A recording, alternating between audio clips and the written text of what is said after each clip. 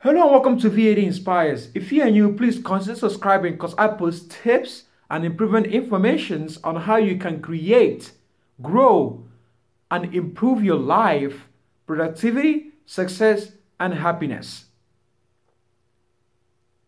In his classic book called the Seven Strategies to Success and Happiness, Jim Rohn pointed out these four great motivators.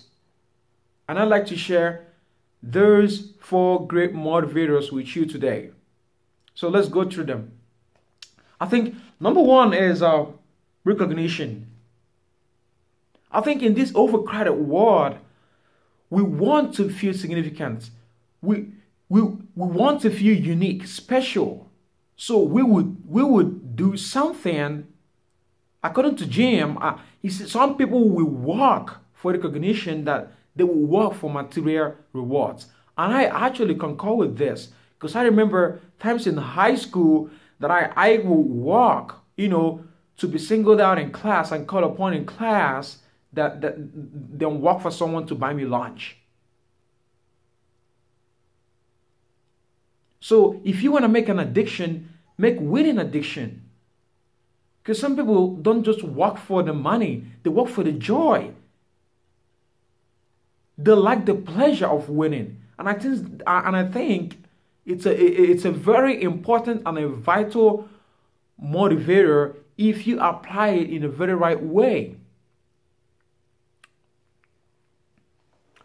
Number two is family. Some people will do more for their loved ones than they will do for themselves. Some people will work more hard for others than they would do for themselves, and these people are blessed.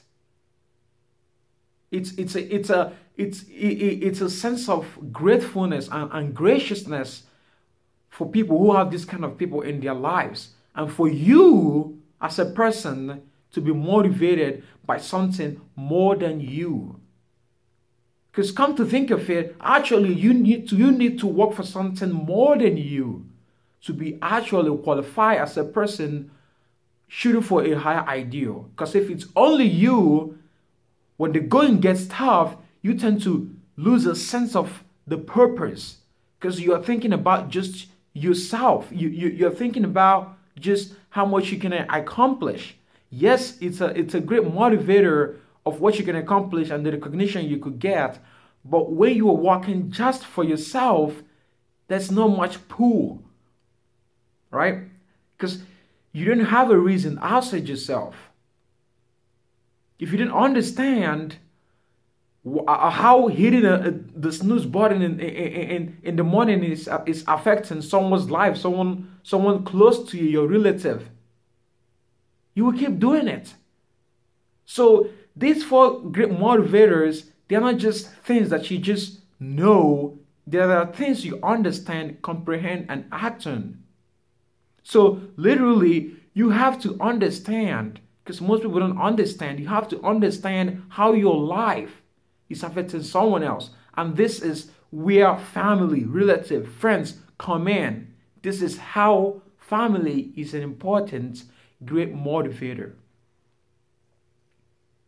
And number three here on my list is benevolence. Benevolence. I'm actually highly motivated by benevolence. The desire to share one's desire and accomplishment with other people, to help the community, to donate to charities. One of my goals as someone from Africa is to go back to my country and do something remarkable. They need me. I know they need me. And each day and each time I tend to drift off from my high ideals, I remember the promise I've made to myself and to my family and to the people who are depending on me. This is not just me. This is a race that has many people pushing. Okay? They are invincible. I'm the only visible one. The invisible forces are all around. I am highly motivated by what I could do for other people when I become a millionaire or a billionaire.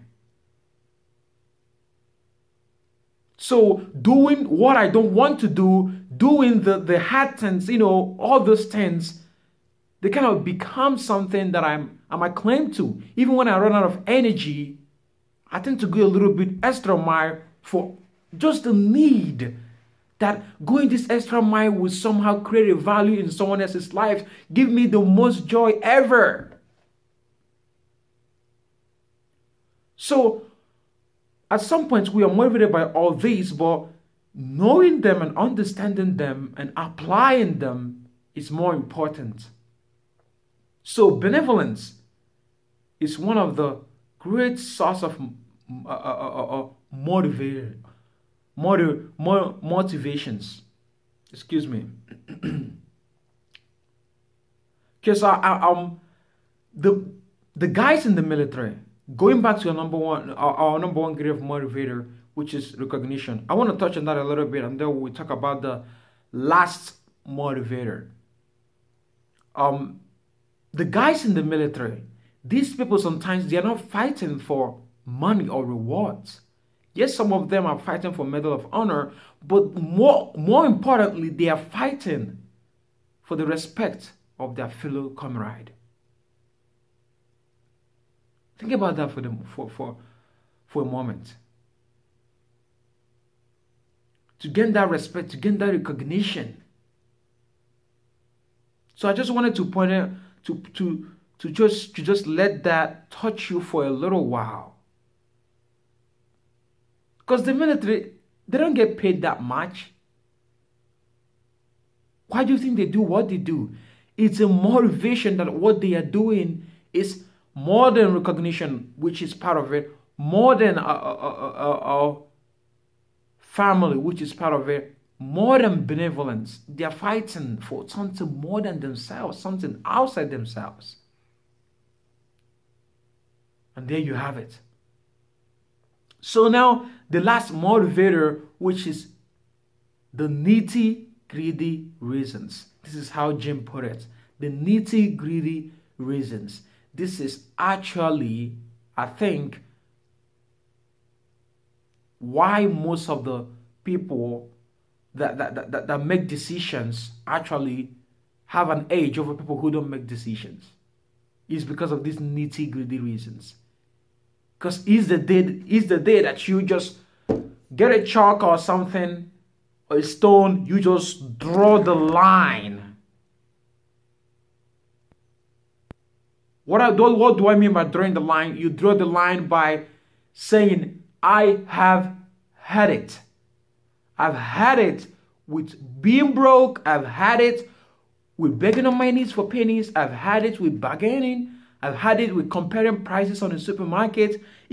I've had it. I've had it with people calling me stupid and dumb.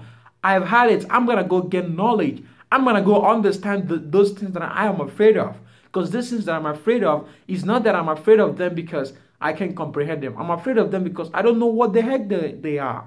So I'm going to go get the necessary stuff because I have had it. What a day. And here's how Jim put it. It is the day that will turn your life around. Because Jim Rome, the day that turned his life around, if you know his story, is the day the Girl Scouts knocked on his door. Delivered some great presentation, asked him to buy a Girl Scout cookie. 25-year-old, according to Jim, he didn't have $2 to buy a cookie. He had a family, he had a job, but he didn't have $2. And most of us are living from paycheck to paycheck. Some of us are circumstances, but some of us are just out of our foolish, thinking, someone selling us the wrong plan. So this was what turned Jim Rome's life around. What turned my life around, what led me to this ideal, I think is actually a lot of things did it. But what did it was the day that I found out that I could do more for people. Going back to benevolence, that I could help my country, if I can believe enough to go for something that I don't know what the heck I'm doing, I don't even understand what I'm doing, if I can accomplish something great with that. So what I'm going through now is if I can just do this. I don't know how to help my country, but I will do it. If I can just do this. So you have to find your own rabbit. You know, the cat, when he hasn't seen a rabbit, he's just laying down there with nothing. Well, once he sees the rabbit, is it a cat or a dog that eats a rabbit? I don't understand. But which one of them, once they see a rabbit, do you see the eagerness in their eye? Do you see how they chase a rabbit with the whole force in them? Do you see? But before that, they were just getting by. So you have to find something inside you. So these 4 great motivators: recognition, family, benevolence, and the nitty gritty. You have to, do some inner inspection to find out which one that motivates you the most. And you call upon that when you are trying to quit, when you are feeling inconfident, when you are feeling low about yourself. You remember that you have a responsibility. You remember that without you persevering, what you are going to do is not going to work out. So you have to always keep that in mind, that people are depending on you. People are looking out to you. Even though you don't have an immediate family, there are some place that is waiting for you to actually persist so that you could help them out. And what a shame it would be for you to die with that dream in your head. What a shame it's going to be for you to die with that aspiration still singing.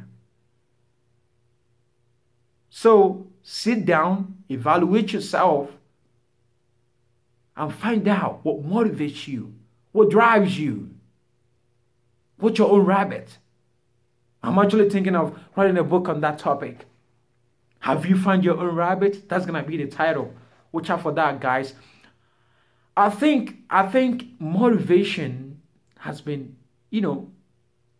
talked about in many sages and all these places. I think the whole point of motivation is to just reach for higher ideals. Reach for higher ideals. And for you to reach for higher ideals, you have to have a strong reason.